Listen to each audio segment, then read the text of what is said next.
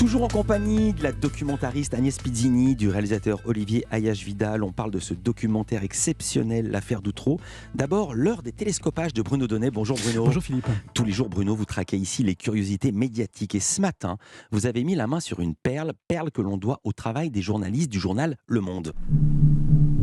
Oui, un travail remarquable, Philippe, que vous trouverez en ligne sur le site du journal. Car les journalistes Charles-Henri Groux et Benoît Hopquin ont relevé un défi formidable, un défi sonore que nous autres amoureux de la radio ne pouvons que saluer tant il est prodigieux. Alors, de quoi s'agit-il ? Eh bien, il est question d'un discours, d'un monument de notre histoire, l'appel du 18 juin. Quoi qu'il arrive, la flamme de la résistance française ne doit pas s'éteindre et ne s'éteindra pas.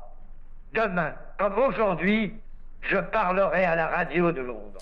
Car contrairement à ce que vous pourriez croire, Philippe, la voix que vous venez d'entendre n'est pas la voix du général de Gaulle. Tout simplement parce que de l'appel du 18 juin 1940, il ne reste strictement aucune trace, aucune archive, ni vidéo, ni même sonore. Eh oui, la BBC qui l'a diffusée ne l'a pas enregistrée et n'en a donc conservé aucune mémoire. Elle n'a archivé les bandes son des interventions du général qu'à partir du 20 juin. Alors, en collaboration avec l'IRCAM, qui est le centre français de recherche sur le son, nos confrères du Monde ont réussi à reconstituer cet appel. Comment ? Grâce à l'intelligence artificielle. D'abord, ils se sont procurés des enregistrements de la voix du général de Gaulle. Un puissant logiciel en a étudié le rythme, les intonations, le souffle, et puis ils ont demandé au comédien François Morel de lire un texte. Moi, général de Gaulle, actuellement à Londres, j'invite les officiers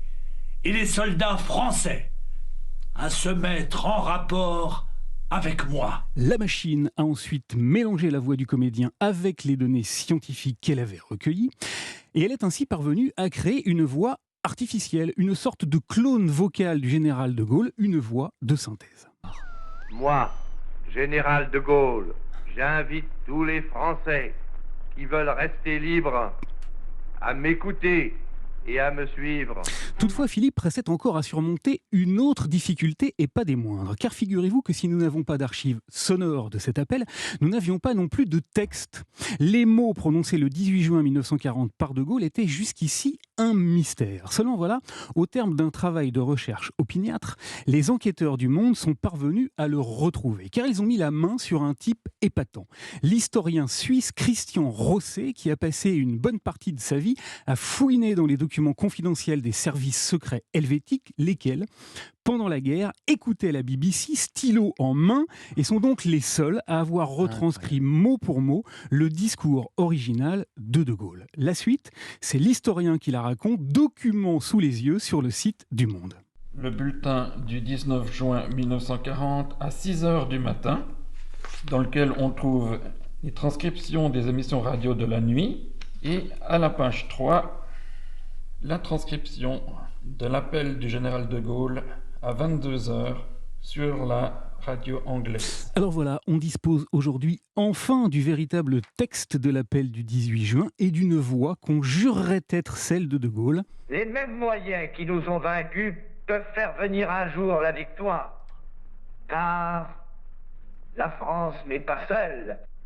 Elle n'est pas seule. Elle n'est pas seule. Une voix dont l'intelligence artificielle est même parvenue à intégrer une nuance extrêmement subtile, car les auteurs de l'enquête font remarquer qu'en juin 40, De Gaulle n'était pas encore l'orateur grandiloquent de la Libération, mais un jeune général âgé de 49 ans dont la voix était encore inquiète et un peu tâtonnante. Cette guerre n'est pas limitée au territoire de notre malheureux pays. Cette guerre n'est pas tranchée par la bataille de France. Cette guerre est une guerre mondiale. Ces 3 minutes légendaires et ce travail si précieux pour l'histoire sont en ligne sur le site du Monde et au miracle numérique. Si vous en prenez la direction, vous y trouverez la voix.